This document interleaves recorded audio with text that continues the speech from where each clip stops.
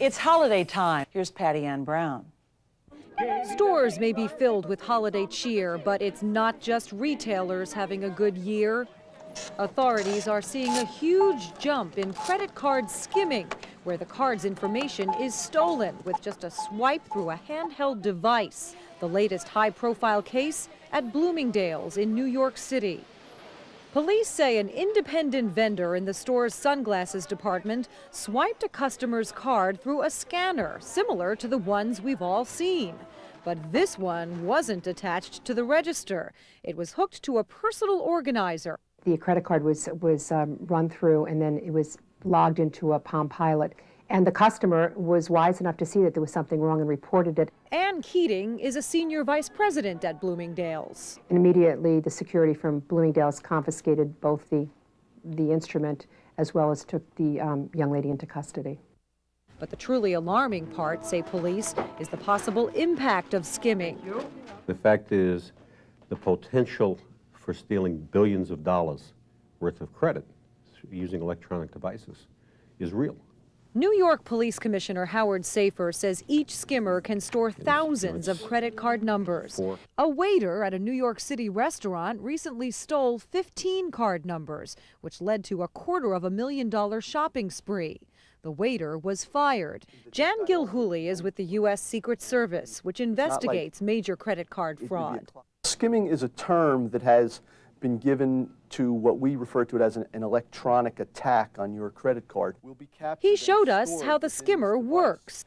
What in fact he does is take your credit card and run it through this pocket skimmer, which has a memory chip in it, which captures all of the data that is stored on that magnetic stripe on the back of your credit card. This information that has been captured is downloaded into any computer, and then a piece of white plastic, which is the basis for all credit cards with an encoded mag stripe, can be run through an encoder and encoded with all the information that had been downloaded with all your vital information.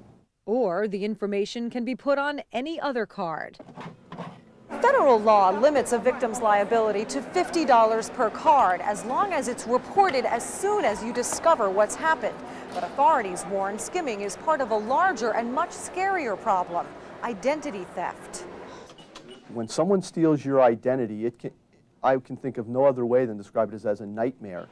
That's because the thieves don't stop at just using counterfeit cards to make purchases.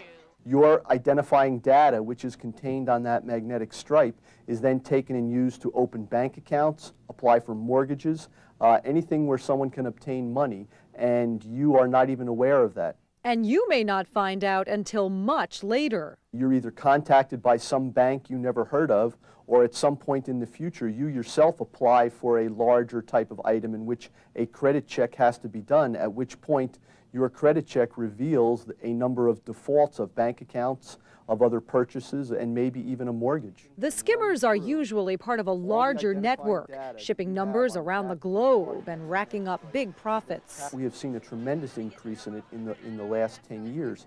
It has gone from being approximately only 2 or 3% of our fraud investigations up to where now it's anywhere between 20 and 25% of our credit card fraud investigations. Police say a major problem is how easy it is to get a skimmer on the internet, along with the software needed to counterfeit cards. And police say credit card companies see such fraud as just the cost of doing business. In the long run, that cost is passed on to you, the consumer. We need the credit card companies to prosecute these people. When fraud takes place, the credit card companies have to aggressively get with the local district attorney, the local police, and we need to prosecute these people and incarcerate them. While police acknowledge publicizing the crime could cause a spike in the number of cases, they say it's worth the risk. It's the public that's getting ripped off, and it's public awareness that's going to stop this kind of thing. New York's Commissioner Safer says the best way to protect your holiday is to do everything you can to protect your plastic. You know, they could be tapping into your cash reserves as well here, using this kind of credit card, and pretty soon they could actually be reaching into your pocket.